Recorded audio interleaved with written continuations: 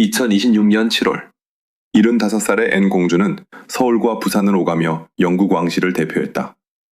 전쟁 희생자를 추모하고 산업 현장을 찾고 양국의 미래를 이야기하는 그녀의 모습은 한 가지 질문을 남겼다. 왜 찰스크스 3세는 수많은 왕실 인물 가운데 가장 먼저 여동생을 믿고 의지하는 것일까? 일각에서는 버킹엄궁의 비밀 회동과 한밤중의 권한 이양을 이야기한다. 하지만 앤 공주의 영향력은 어느 날 갑자기 생겨난 것이 아니다. 그것은 반세기가 넘는 공무, 위기 속에서도 흔들리지 않았던 태도, 그리고 왕이 되기 전부터 이어진 남매의 신뢰가 쌓여 만들어진 결과였다. 암 치료를 이어가는 찰스 3세, 미래의 왕위를 준비하는 윌리엄, 국왕을 곁에서 지원하는 카밀라, 그리고 언제나 필요한 자리를 조용히 채워온 앤 공주. 지금 영국 왕실에서 벌어지는 변화의 진짜 의미는 권력 다툼이 아니라 누가 가장 어려운 순간에 끝까지 제자리를 지키는가에 있다. 2026년 7월, 앤 공주는 75의 나이에도 긴 여정을 멈추지 않았다. 그녀는 서울과 부산을 오가며 영국 왕실을 대표했고 전쟁의 기억과 미래 산업, 그리고 두 나라의 관계를 하나의 일정 속에 연결했다. 화려한 왕실 행사보다 먼저 그녀가 찾은 곳은 부산 유엔 기념공원이었다. 그곳에는 한국전쟁에서 목숨을 잃은 영국과 영연방 장병들의 이름이 남아 있었다. 앤 공주는 묵묵히 헌화한 뒤 잠시 고개를 숙였다. 카메라 앞에서 긴 연설을 하거나 감정을 과장하지 않았다. 그러나 그 짧은 침묵은 왕실 외교가 무엇인지 보여주었다. 과거의 희생을 기억하지 않고서는 미래의 우정을 말할 수 없다는 메시지였다. 그녀는 단순히 국왕을 대신해 참석한 손님이 아니라 영국이 오래된 약속을 잊지 않았다는 사실을 몸으로 증명하는 인물이었다. 이후 일정은 전혀 다른 공간으로 이어졌다. 부산안의 재개발 현장과 울산의 조선산업시설에서 앤 공주는 해양교통, 기술협력, 지속가능한 산업에 관한 설명을 들었다. 서울에서는 교육과 자선, 여성의 과학기술 참여와 관련된 인사들을 만났다. 추모와 산업, 전통과 미래를 한 번에 오가는 일정은 그녀가 맡아온 역할의 폭을 드러냈다. 한국 대중에게 이 방문은 왕실의 권력이 궁전 안에서만 작동하지 않는다는 사실을 보여주었다. 군주의 영향력은 왕좌에 앉아 명령하는 모습보다 멀리 떨어진 나라에서 약속을 기억하고 관계를 이어가는 태도 속에서 더 선명하게 드러났다. 앤은 바로 그 조용한 연결의 역할을 맡고 있었다. 그 곁에는 남편 팀 로런스 경이 있었다. 그는 언제나처럼 시선을 끌지 않았고 두세 걸음 뒤에서 조용히 동행했다. 왕자라는 칭호도 독자적인 왕실 권한도 없지만 수십 년 동안 그는 앤이 가장 힘든 일정을 감당할 수 있도록 버팀목이 되어왔다. 대중에게는 배경 속 인물이지만 앤에게는 흔들리지 않는 일상의 중심이었다. 같은 시기 찰스 3세는 영국 안에서 공식 일정을 이어가고 있었다. 이 장면은 왕이 모든 권한을 여동생에게 넘겼다는 자극적인 주장과는 거리가 멀다. 실제로 벌어진 일은 더 현실적이었다. 건강 문제로 국왕이 모든 장소에 직접 갈 수 없게 되자 가장 경험 많고 신뢰받는 인물이 왕실의 존재를 이어간 것이다. 그래서 서울과 부산에서 보인 앤의 모습은 비밀 회의보다 더 많은 것을 말해준다. 그녀의 힘은 궁전 안의 자리에서 나오지 않았다. 필요할 때 나타나고 맡은 일을 끝내며 사라진 공백을 조용히 채워온 반세기의 기록에서 나왔다. 그렇다면 찰스가 가장 어려운 순간마다 앤을 찾는 이유는 이미 분명해지고 있었다. 2024년 2월 버킹엄궁은 찰스 3세가 암 진단을 받았다고 공식 발표했다. 병명과 치료의 세부 내용은 공개되지 않았지만 국왕은 당분간 대중 앞에 서는 일정을 줄여야 했다. 왕실은 침착함을 유지하려 했고 성념은 국왕이 국가 문서와 정부 관련 업무를 계속 처리하고 있다고 강조했다. 그러나 겉으로 드러난 안정과 달리 내부의 시간표는 빠르게 다시 짜이기 시작했다. 군주제는 한 사람의 존재감에 크게 의존한다. 국왕이 행사장에 나타나고 국민을 만나고 외국 정상과 악수하는 모습 자체가 제도의 연속성을 보여주기 때문이다. 찰스가 치료를 받는 동안 그 빈자리를 방치할 수는 없었다. 카밀라는 국왕의 곁을 지키며 자신의 일정을 이어갔고 윌리엄은 왕세자로서 책임을 넓혀갔다. 그리고 앤은 가장 복잡한 설명 없이도 곧바로 현장에 투입될 수 있는 사람이었다. 그녀는 추모식과 지역 방문, 군 관련 행사와 자선단체 일정에 꾸준히 모습을 드러냈다. 누구의 역할을 빼앗으려 하지도 않았고 자신이 국왕을 대신하고 있다는 인상을 과장하지도 않았다. 그저 취소된 자리에 나타나 약속을 지켰다. 왕실이 가장 필요로 한 것은 새로운 중심이 아니라 갑작스러운 공백이 위기로 고이지 않게 만드는 안정감이었다. 이 과정에서 앤의 헌법적 위치도 다시 주목받았다. 그녀는 국가 고문으로서 필요한 경우 국왕의 일부 공식 업무를 지원할 수 있다. 그러나 이것은 왕의 모든 권한을 넘겨받는다는 뜻이 아니다. 국가 고문은 정해진 절차에 따라 둘 이상이 함께 임무를 수행하며 군주의 핵심 권한까지 자유롭게 행사할 수는 없다. 따라서 앤이 비밀리에 왕실의 전권을 받았다는 이야기는 실제 제도와 맞지 않는다. 오히려 중요한 것은 법적 권한보다 신뢰의 속도였다. 새로운 인물이 업무를 익히고 관계를 쌓는 데에는 시간이 필요하지만 앤은 이미 각 기관의 성격과 의전의 흐름을 알고 있었다. 그녀가 현장에 도착하면 직원들은 무엇을 설명해야 하는지, 어떤 순서로 행사를 진행해야 하는지 알고 있었다. 경험은 위기 속에서 가장 빠르게 작동하는 권력이었다. 그럼에도 소문이 커진 이유는 분명했다. 대중은 국왕의 건강 상태를 정확히 알 수 없었고 궁전은 제한된 정보만 공개했다. 그 빈틈을 자극적인 이야기들이 채웠다. 한밤중의 회동, 다친 복도, 봉인된 명령서는 사실보다 훨씬 강한 장면을 만들어냈다. 하지만 진짜 변화는 더 조용하고 현실적이었다. 찰스의 병은 왕실에 한 가지 질문을 던졌다. 왕이 모든 곳에 갈 수 없을 때 누가 제도의 얼굴을 지킬 것인가? 그 답은 화려한 선언 속에 있지 않았다. 이미 수십 년 동안 같은 일을 반복해온 앤 공주의 일정표 안에 있었다. 2024년 6월, 앤 공주는 글로스터셔의 게트컴 파크에서 사고를 당했다. 버큐먼 궁은 그녀가 뇌진탕과 가벼운 부상을 입어 병원에 입원했다고 발표했지만 사고의 정확한 순간은 공개하지 않았다. 주변에 말이 있었고 상처가 말과의 충돌 가능성을 떠올리게 했지만 그녀가 말에서 떨어졌다고 단정할 증거는 없었다. 왕실은 추측보다 회복에 집중해달라는 태도를 보였다. 갑작스러운 입원으로 예정된 일정은 취소되었다. 그러나 더 놀라운 것은 복귀의 속도였다. 치료를 마친 앤은 몇 주 뒤 다시 공식 행사의 모습을 드러냈고 자신을 돌본 의료진을 찾아 감사의 뜻도 전했다.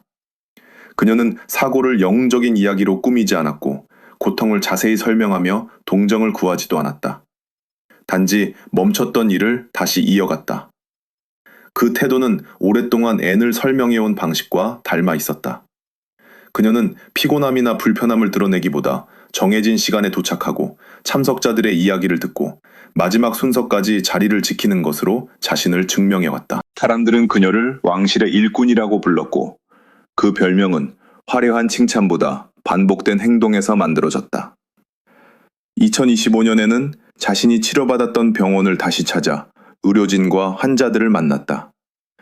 그 방문은 단순한 감사 인사가 아니었다. 왕실 구성원도 병상에 누울 수 있고 다른 사람의 돌봄 없이는 회복할 수 없다는 사실을 인정하는 순간이었다. 이후 그녀는 해외 순방과 군 관련 행사, 자선단체 방문을 다시 이어가며 사고가 자신의 역할을 끝내지 못하게 했다. 하지만 75살의 공주가 부상 뒤에도 높은 강도의 일정을 계속한다는 사실을 무조건 미화할 수만은 없다. 찰스는 암 치료를 이어가고 있고 카밀라와 윌리엄, 에드워드 부부에게도 많은 임무가 집중되어 있다. 왕실이 소수의 고령 구성원에게 지나치게 의존한다면 앤의 성실함은 제도의 강점인 동시에 인력 부족을 가리는 장막이 될 수 있다. 그럼에도 대중의 신뢰는 쉽게 흔들리지 않았다. 여론조사에서 앤은 꾸준히 높은 호감도를 유지했고 사람들은 그녀를 스캔들보다 책임감으로 기억했다. 왕실에 대한 평가가 갈라지는 순간에도 그녀만큼은 맡은 일을 끝내는 사람이라는 이미지가 남았다. 사고는 앤이 무적이 아니라는 사실을 보여주었다. 그녀 역시 다치고 기억을 잃을 수 있으며 회복을 위해 멈춰야 하는 인간이었다. 그러나 다시 돌아온 뒤 그녀가 보여준 것은 초인적인 강함이 아니었다. 두려움과 한계를 안고도 자신의 자리로 돌아가는 평범하지만 어려운 용기였다. 바로 그 용기가 찰스에게 앤을 대신하기 어려운 존재로 만들었다. 찰스는 1948년 11월에 태어났고 앤은 그보다 21달 뒤인 1950년 8월 세상에 나왔다. 두 사람은 엘리자베스와 필립의 첫 두 자녀였고 어머니가 아직 왕위에 오르기 전부터 서로의 가장 가까운 놀이 친구이자 비밀을 공유하는 동반자였다. 다른 아이들처럼 자유롭게 거리를 끼놀 수는 없었지만 낯설고 엄격한 왕실 생활 속에서 두 사람은 서로를 통해 평범함에 가까운 시간을 만들었다. 부모가 긴 해외 순방으로 자리를 비울 때마다 남매라는 관계는 궁전의 넓은 방보다 더 안전한 피난처가 되었다. 찰스는 어린 시절부터 섬세하고 생각이 많은 아이로 알려졌다. 그는 음악과 그림, 자연을 좋아했지만 미래의 국왕이라는 기대는 늘 그의 어깨에 놓여 있었다. 반면 앤은 훨씬 직접적이고 현실적이었다. 망설이기보다 먼저 움직였고 복잡한 감정보다 해야 할 일을 바라보았다. 서로 다른 성격은 갈등보다 균형을 만들었다. 찰스가 지나치게 고민할 때 앤은 상황을 단순하게 보게 했고 앤이 거침없이 나아갈 때 찰스는 더 넓은 의미를 생각하게 했다. 두 사람의 관계는 성장한 뒤 더욱 특별해졌다. 찰스가 왕세자로서 비판과 기대를 동시에 견디는 동안 앤은 공개적인 편들기나 감정적인 발언 대신 침묵을 선택했다. 다이애나와의 결혼이 무너지고 전 세계 언론이 왕실 가족을 추적하던 시기에도 그녀는 가족 내부의 이야기를 팔지 않았다. 찰스에게 필요한 것은 해명보다 자신을 오래전부터 알고 있는 한 사람의 존재였고 앤은 그 자리를 지켰다. 필립 공과 엘리자베스, 이 세가 세상을 떠난 뒤 남매의 관계에는 또 다른 무게가 더해졌다. 두 사람은 부모의 시대가 끝나는 장면을 함께 지켜보았고 장례 행렬과 추모식에서 같은 슬픔을 나누었다. 그때부터 앤은 단순한 여동생을 넘어 찰스가 지켜야 할 왕실의 기억을 함께 간직한 마지막 증인 중 한 사람이 되었다. 찰스가 국왕이 된 뒤에도 앤의 위치는 변하지 않았다. 그녀는 왕위를 탐하지 않았고 자신의 영향력을 과장하지도 않았다. 대신 서훈식과 군 행사, 해외 방문을 맡으며 국왕이 모든 곳에 직접 갈 수 없는 현실을 메웠다. 그는 왕관은 쓰지 않았기에 오히려 자유롭게 움직일 수 있었고 후계 경쟁과 거리를 둔 채 제도를 지탱할 수 있었다. 결국 찰스가 앤을 신뢰하는 이유는 단순한 능력이나 직함만으로 설명되지 않는다. 그녀는 왕이 된 찰스만을 아는 사람이 아니다. 외롭고 불안했던 소년 찰스, 실수와 비난 속에서 흔들렸던 왕세자 찰스까지 기억한다. 모든 칭호가 사라진 뒤에도 남는 그 기억이야말로 두 사람 사이에서 가장 강한 권력이었다. 앤 공주의 권위는 혈통만으로 설명되지 않는다. 그녀는 18살이던 1969년 첫 공식 임무를 시작한 뒤 반세기가 넘도록 왕실의 가장 바쁜 현장을 지켜왔다. 사람들은 그녀를 화려한 공주보다 정확한 시간에 도착하고 준비된 질문을 던지며 마지막까지 자리를 지키는 실무자로 기억했다. 왕실의 이름이 문을 열어주었다면 그 문 안에서 신뢰를 얻은 것은 결국 그녀 자신의 태도였다. 1970년부터 이어진 세이브 더 칠드런과의 인연은 그 성격을 가장 잘 보여준다. 앤은 단체의 이름을 빌려주는 후원자에 머물지 않았다. 빈곤과 분쟁, 질병 속에 놓인 아이들을 직접 만나기 위해 여러 나라를 찾았고 현장의 목소리를 듣고 후원과 정책의 필요성을 알렸다. 카메라 앞의 감동적인 장면보다 행사가 끝난 뒤에도 관계를 이어가는 지속성이 그녀의 방식이었다.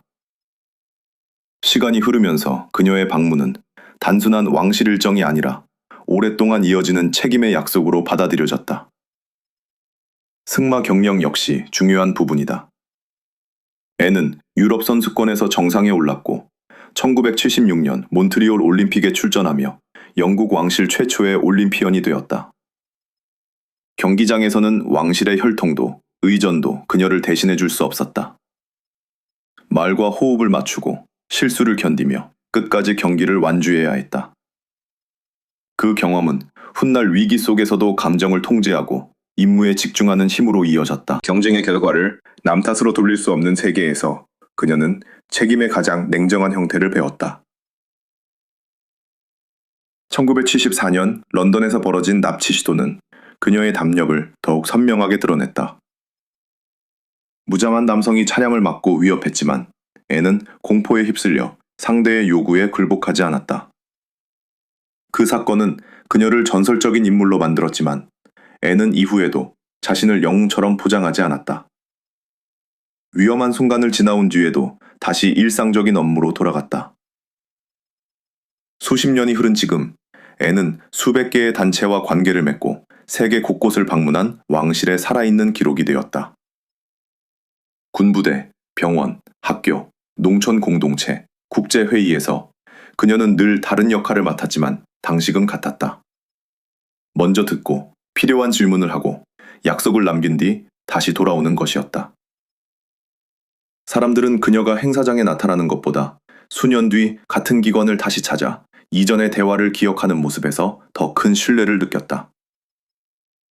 그래서 찰스가 어려운 임무를 앤에게 맡기는 이유는 단순하다. 그녀는 궁전 안에서 권력을 배운 사람이 아니라 현장에서 책임을 익힌 사람이다. 왕실이 흔들릴 때 필요한 것은 가장 큰 목소리가 아니라 어떤 상황에서도 절차를 이해하고 사람을 안심시키며 일을 끝낼 수 있는 사람이다. 그리고 그 역할을 위해 앤은 이미 평생을 준비해왔다. 찰스 3세가 앤 공주를 기필히 신뢰한다는 사실은 다른 왕실 구성원들을 밀어냈다는 뜻이 아니다. 왕실 안에서 카밀라, 윌리엄, 캐서린, 그리고 팀 노런스는 서로 다른 방식으로 균형을 지키고 있다. 문제는 누가 더 강한가가 아니라 위기의 순간에 각자가 어떤 역할을 맡을 수 있는가에 있다. 카밀라는 국왕의 배우자로서 가장 가까운 자리에서 찰스를 지원해왔다. 암치료가 시작된 뒤에도 그녀는 문화, 돌봄 노동, 가정폭력 피해자 지원과 관련된 일정을 계속했다. 또한 국가 고문 자격을 갖고 있어 필요한 절차가 마련될 경우 국왕의 일부 공식 업무를 수행할 수 있다. 따라서 그녀가 아무 권한도 없는 인물처럼 묘사되거나 앤과 왕실의 주도권을 두고 싸우는 적으로 그려지는 것은 실제 구조를 지나치게 단순화한 해석이다. 윌리엄은 미래의 국왕이다. 그러나 왕위를 준비하는 일과 현재 왕실의 모든 빈자리를 즉시 메우는 일은 같지 않다. 그는 노숙 문제와 환경, 정신건강을 중심으로 자신만의 공적 방향을 만들고 있으며 가족의 건강 문제와 어린 자녀들에 대한 책임도 함께 안고 있다. 캐서린 역시 치료와 회복의 시간을 거치면서도 유아기 발달과 가족 지원이라는 장기적인 과제를 이어가고 있다. 두 사람의 높은 대중적 신뢰는 미래 왕실의 중요한 자산이지만 바로 그렇기 때문에 찰스는 그들의 시간을 장기적으로 보호해야 한다. 앤의 위치는 다르다. 그녀는 왕위 계승 경쟁에서 멀리 떨어져 있고 이미 수십 년 동안 축적한 경험을 즉시 사용할 수 있다. 국왕이 맡긴 임무를 처리해도 윌리엄의 미래를 위협하지 않으며 카밀라의 배우자 역할과도 충돌하지 않는다. 앤은 새로운 중심이 아니라 중심들이 흔들리지 않도록 연결하는 실무자에 가깝다. 그 뒤에는 팀 노런스가 있다. 해군 장교 출신인 그는 왕자 칭호도 독립적인 왕실 지위도 갖지 않았지만 30년 넘게 앤의 곁을 지켰다. 해외 순방과 장례식, 가족의 위기에서 그는 늘 시선을 끌지 않는 방식으로 동인했다. 찰스가 그에게 왕립 빅토리아 훈장의 최고 등급을 수여한 것도 비밀동맹의 증거가 아니라 오랜 봉사와 절제된 충성에 대한 인정으로 보는 편이 타당하다. 결국 왕실의 안정은 한 사람이 모든 권력을 차지할 때 만들어지지 않는다. 카밀라는 국왕의 곁을 지키고 윌리엄과 캐서린은 미래를 준비하며 팀은 앤의 사적인 버팀목이 된다. 그리고 앤은 그 사이에서 필요한 일을 조용히 완성한다. 찰스가 그녀를 선택하는 이유는 다른 이들을 믿지 않아서가 아니라 각자의 자리를 지키기 위해 가장 경험 많은 사람에게 당장의 무게를 맡기는 것이기 때문이다. 2025년 가을, 앤 공주는 우크라이나를 찾아 전쟁으로 목숨을 잃은 아이들을 추모하고 부상에서 회복 중인 군인들과 가족들을 만났다. 이듬해에는 한국을 방문해 전쟁 희생자에게 경의를 표하고 산업과 교육, 자선의 현장을 연결했다. 두 일정은 서로 다른 나라에서 이루어졌지만 같은 사실을 보여주었다. 앤의 역할은 궁전 안에서 명령을 내리는 것이 아니라 영국 왕실이 약속과 기억을 포기하지 않았다는 점을 직접 확인시키는 일이었다. 이런 장면은 한밤중의 비밀회의나 봉인된 문서보다 훨씬 설득력이 있다. 찰스가 앤에게 모든 권한을 넘겼다는 공식 발표는 없었고, 그녀가 왕실을 단독으로 통제한다는 증거도 존재하지 않는다. 그럼에도 많은 사람이 그녀를 왕실의 중심처럼 느끼는 이유는 분명하다. 위기가 생길 때마다 앤은 설명보다 먼저 현장에 나타났고, 주목받기보다 임무를 끝내는 데 집중했다. 소문이 반복되는 현상은 왕실이 앞으로 해결해야 할 또 다른 문제를 드러낸다. 건강과 권한에 관한 정보가 지나치게 제한되면 빈자리는 익명의 증언과 과장된 영상으로 채워진다. 대중의 신뢰를 지키려면 침묵만으로 품위를 유지하려 하기보다 확인된 사실과 제도의 한계를 더 명확하게 설명할 필요가 있다. 하지만 미래는 단순하지 않다. 찰스는 암 치료를 이어가고 있고 카밀라 역시 나이가 들어가고 있다. 윌리엄과 캐서린은 더 많은 책임을 준비해야 하며 에드워드 부부에게도 일정이 집중되고 있다. 축소된 군주제가 몇 명의 고령 구성원에게 계속 의존한다면 앤의 성실함만으로 모든 공백을 메울 수는 없다. 그녀의 존재는 왕실의 강점이지만 동시에 다음 세대가 얼마나 빨리 준비되어야 하는지를 보여주는 경고이기도 하다. 그래서 앤을 둘러싼 진짜 질문은 그녀가 얼마나 많은 권력을 가졌는가가 아니다. 더 중요한 것은 그녀가 떠난 뒤 누가 같은 수준의 신뢰를 이어갈 수 있는가이다. 신뢰는 칭호로 자동 승계되지 않는다. 수십 년 동안 사람을 만나고 약속을 지키고 실패와 비난을 견디며 쌓아야 한다. 앤이 가진 영향력은 바로 그 긴 시간에서 나왔다. 버킹엄궁의 닫힌 문 뒤에서 어떤 대화가 오갔는지는 알 수 없다. 그러나 공개된 기록만으로도 한 가지는 분명하다. 찰스는 가장 불확실한 순간에 새로운 권력자를 찾지 않았다. 그는 이미 오랫동안 자신과 왕실을 지탱해온 사람에게 더 많은 책임을 맡겼다. 그 사람은 가장 화려한 왕실 인물도 가장 가까운 왕위 계승자도 아니었다. 왕이 되기 전에 찰스를 기억하고 가족이 흔들릴 때마다 조용히 자리를 지킨 여동생이었다. 결국 왕실을 지킨 것은 비밀 명령이 아니라 반복해서 증명된 신뢰였다. 그리고 그 신뢰의 이름은 앤 공주였다.